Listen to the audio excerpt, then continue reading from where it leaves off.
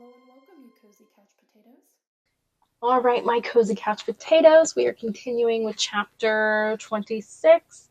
Chapter 24 was the doctor finding out that they were going to use the weapon, and she was shocked. Chapter 25, Lena came back, told Dune about her adventures. Dune told her about what was going on, and so forth and so on. So let's dive into chapter 26, the weapon. Morning came. Dune got up. He had to be ready for anything. So he rolled up his blankets and made a pack for all his clothes, everything he had. His father and the others did the same. Downstairs, out in front of the hotel, the people of Ember were gathering and swarming about, loud and distressed and confused. Tick roamed among them, urging courage, inspiring them to stand up for their rights, telling them the time had come for battle. His eyes flashed with a cold light. His voice rang out like the high, urgent tone of a bell. Very often, the people he spoke to seemed to catch fire from his words and be filled with the burning desire to fight. Over half the people of Ember joined with Tick to be warriors. Some of them had wrenched the towel racks from their bathroom walls. Others grabbed rocks or branches to use as weapons. They started down the road to the village, and the rest of the Emberites followed in a confused mass. Dune went too. The morning sun, already hot, blazed down on him. Wind rifled his hair and his shirt. His mind was in turmoil, his heart thudding like a fist in his chest. Tick and his warriors, carrying their towel racks, their stink pipes, their shards of glass, strode along, roaring their battle cry, "We will not go! We will not go!" More and more people picked up the chant as they came into the streets of the village, and at doors and windows faces appeared, shocked faces and people still in their nightgowns. They shouted to each other, "Look, the cave people are coming! They're coming into town!" Other windows flew open and doors, and people stepped out into the streets, unsure whether to be angry or afraid. All the people of Ember had come. No one stayed behind to wait for the trucks that would take them out into the empty lands. All of them had to know what was going to happen. They had to be there, whatever it was. They poured into the plaza and stood packed together, the warriors roaring and the others nervous, some of them half hiding in doorways or behind trees, afraid of what was going to happen, not sure if they wanted to be part of it or not. Tick roared out his challenge. "People of Sparks, we refuse to leave. We are here to make our demands. And if you will not meet them, we will fight." "We will fight," roared the warriors. Others looked at each other fearfully. "Will we?" From a side street, Ben Barlow appeared, running. He bounded up onto the steps of the town hall, faced the crowd, and yelled back, "What are you doing here? This is an outrage. This is unacceptable. You are leaving today, leaving here for good." "We will not go," screamed the crowd. "Wilmer, Mary!" shouted Ben. The other two leaders followed him up onto the steps. "Clear out now!" they shouted. "Back to the hotel! Move back! Move back!" They stood in front of the crowd and tried to press them backward, but it was no use. There were simply too many Emberites. Ben darted at Tick and tried to grab him, but Tick struck him with his rod, and he lurched sideways, clutching his arms. No one had expected the Emberites to have weapons. Dune was standing on the riverside of the plaza, slightly apart from the main crowd. He had the feeling things were right on the edge of chaos, right on the edge between being in control and being out of control. It was frightening. The yelling, the waving of weapons, the people of Ember filling the plaza, and the people of Sparks crowding in around the edges, their faces full of rage and fear. Maybe, thought Dune, the leaders will be willing to discuss our demands. Maybe we can talk and everything will be all right. It was the only ray of hope he could see. "These are our demands," cried Tick. "Listen carefully." But Ben just screamed back, "We've heard enough from you. We're finished talking to you. No more talking, no more demands." When he heard that, Dune felt a jolt of fury. It launched him into action. He sprang up onto the bench next to him and shouted at the top of his lungs at Ben, "At least listen!" That drew the attention of Chugger, who was standing near him. He lunged at Dune, but Dune leapt away. He heard Ben's voice shout, "Catch that boy!" Angry faces turned toward him. Arms reached to grab him. He ducked and swerved and wove his way along the edge of the crowd, and as soon as he was in the clear he ran. But he didn't go far. He had to stay close to the plaza. He had to know what was going to happen. He ran up the river road and darted behind the town hall, where a few garbage barrels stood by the back door. He paused for a moment. Was anyone following him? From the plaza came a roar and then a voice shouting. What was happening? Dune had to know. He pushed against the town hall's back door. It opened easily and he slipped inside. A hallway led toward the front of the building. On his right was a flight of stairs. Surely, he thought, no one was in here. They were all outside, dealing with the army of Emberites. He ran up the stairs, and at the top he found himself in the tower room. It was a square room with windows on all sides. A table stood in the middle, with straight-backed chairs around it. Down below was the plaza, swarming with people. The noise was like the roar of water. Tick was at the front of the crowd. Dune could see the top of his head, like a shiny black stone, and his steel rod glinting in the sun. Straight below were the steps of the town hall and the tops of the heads of the three leaders. To his right, the windows were partially blocked by the branches of the great pine tree that stood next to the town hall. When he looked out the windows toward the rear of the building, he saw the town hall roof below. This was perfect. He could see what was going to happen. He could hear, too, because the windows were open, and he realized if he stayed here, he wouldn't have to decide whether he was going to fight or not. This seemed a bit like cheating, but it was a relief, too. The thought of taking part in a bloody brawl had filled him with dread. Standing to the side of the front window, Dune looked down. Right below him was Ben Barlow. He could see the wiry gray hair on the top of his head and his hands waving furiously in the air. Mary Waters and Wilmer Dent had stepped up behind Ben. Mary tried to take him by the arm, but he shook her off. He made his hands into a megaphone for his mouth. "We will not be threatened," he shouted. "We are in charge of this town. It is our place. We built it. We own it." He yelled so loudly that his voice rasped and cracked. "You are destroying our way of life. You must go." The crowd rumbled. They pressed forward. Clouds came over the sun, and a vast shadow swept across the plaza. "You may try to make us leave," shouted Tick, "but we are here to stay." The air seemed to quiver with rage. Or was it just the wind? Everything was moving. The clouds raced overhead. The branches of the trees thrashed. The Emberites raised their motley weapons. Up on the roof of the tower, the flag of sparks whipped and snapped on its pole. Dune could hear it, though he could not see it. He felt the wind whirling through his mind as well. His father's words came back to him. When the fight is over, what do we have? A place destroyed, people who hate each other. Standing above it all in the tower, he had the strange feeling of being separate, belonging neither to one side of the fight nor the other. Whose side was he on? Not on Ben's, certainly, but not on Tick's either. With his warriors calling out threats, eager for a fight. Ben held up his hand and shouted again, "We warned you, and we're ready for you." His voice was hoarse.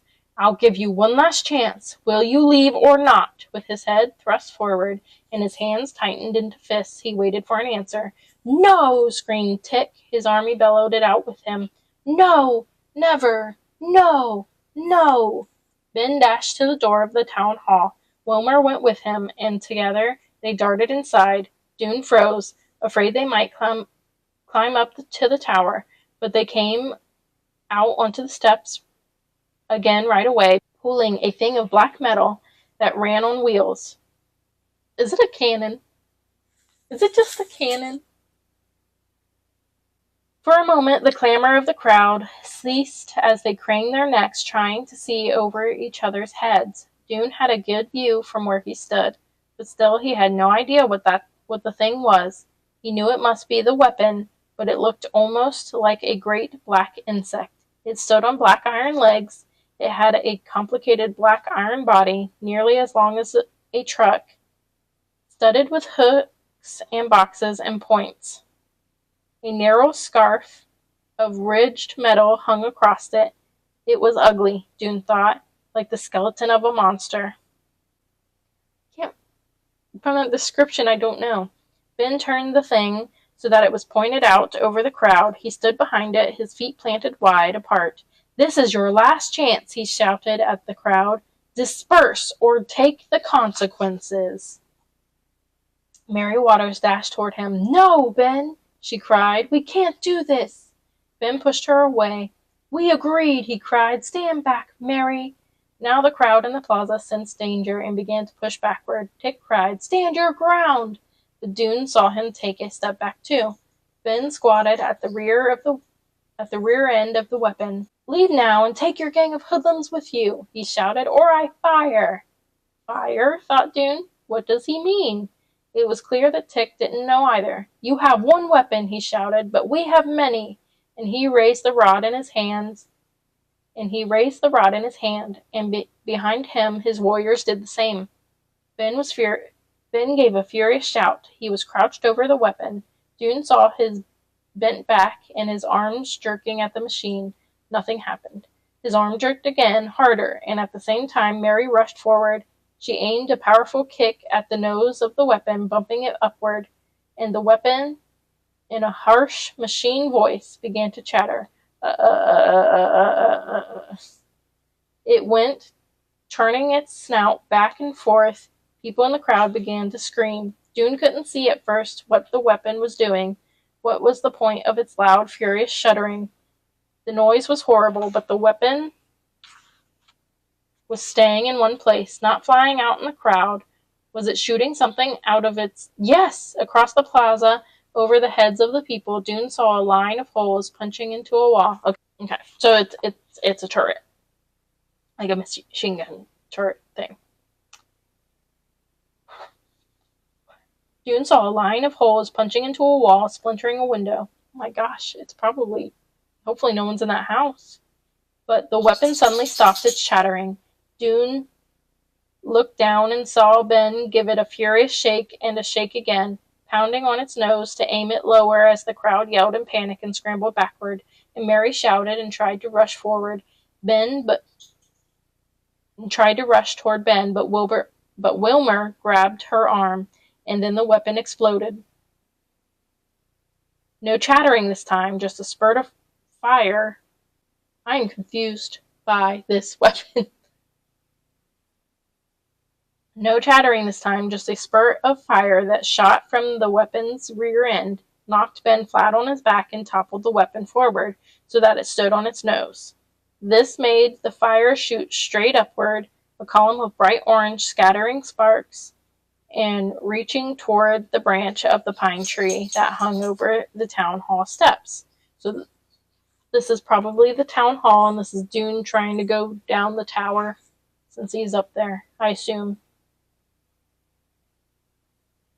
From his place in the tower, Dune watched, horrified. Where was his father in that frenzied crowd? Where was Lena? Below him, the pine tree was on fire. The building would be on fire, too, in a minute, because the tree stood right up against it. Smoke was already curling through the window. He had to get out. And that was when he heard a scream, not from the plaza below, but from somewhere above him. A bird, an animal in the pine tree. A second later, an echo.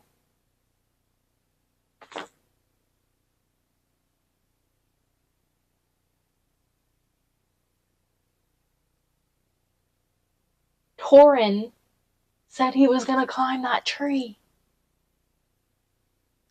Torin's in the tree that's on fire. Echoing scream arose from the crowd. Dune heard someone cry, "The tree! Up in the tree! Someone's there!" Dune was at the door, ready to flee down the stairs, but he heard the scream again, and it sounded close. He darted back to the tower room and ran to the window that faced the tree. The lower branches of the pine tree were a mass of flame. He could hear the rush and roar as the fire raced among the dry needles. When he turned his gaze upward, he saw what the screaming was about. A boy was clinging to a branch a little higher up than the tower roof, hugging the trunk of the tree and screaming in terror as the fire swept upward. Kenny, Dune thought. Was it? He couldn't tell for sure, but he knew he couldn't leave him there. Maybe somehow he could get him in through the window. He opened it as far as he could. It was the kind of window that swung outward on hinges, and then he grabbed one of the chairs from around the table, holding it by its back. He thrust it out the window as far as he could. "Climb down!" he shouted to the boy in the tree. "Climb down quick!" The boy saw him, and with a start Dune realized who he was. It wasn't Kenny at all. It was Torin, the one who had started so much trouble, the one who had pointed a lying finger at Dune. For one furious second Dune felt the urge to leave Torin to his fate and get himself out of the tower as fast as he could. But he pushed that thought away and shouted louder, "Hurry, get down!" Torin clambered down through the branches, down toward the flames beneath him. When he was opposite the tower window, he was still too far away to reach the legs of the chair. He edged out along a branch, but it was a slender branch and bent under his weight. "Jump!" Dune yelled. "Jump and catch the chair legs. I'll pull you in." Torin crawled backward to where the branch was sturdier. He stood up, then he froze. He stood clutching the tree trunk, staring down at the flames, his mouth a dark O. "Jump!" screamed Dune again. Smoke was pouring into the tower room now. "Hurry! You can do it!" A gust of wind, the flames leapt. Now the branches just below Torin's feet were blazing, and suddenly he made up his mind. Dune could see the moment of decision in his face. He clamped his lips tight. He fastened his gaze onto the chair dangling out of the window, and then he pushed himself away from the trunk with his hands and flung himself toward the tower. His hands caught the rung between the chair legs, and Dune's whole body was yanked forward. He almost lost his grip on the chair, but not quite. "Hang on!" he yelled with all his strength.